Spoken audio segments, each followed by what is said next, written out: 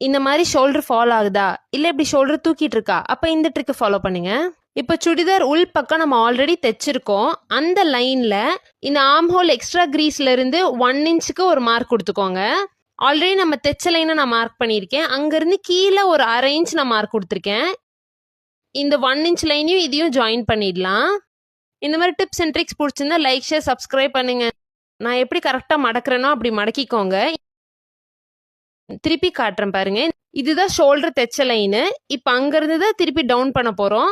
அதனால அதை கரெக்டாக மடக்கி வச்சுட்டு டபுள் ஸ்டிச் பண்ணி நீங்க அங்கிருந்து அப்படியே தைச்சிட்டே வரும்போது அந்த 1 இன்ச்லேருந்து அது ஸ்ட்ரைட்டாக தான் வரணும். இல்லைன்னா திருப்பி பார்க்கும்போது அசிங்கமா இருக்கும். அந்த 1 இன்ச்லேருந்து ஸ்ட்ரைட்டாக வர மாதிரி தைங்க, நான் தைக்கிற மாதிரி. பாருங்க எவ்வளோ நீட்டாக இருக்கா. இது நீங்கள் போட்டிங்கன்னா உங்களுக்கு கரெக்டாக இருக்கும்.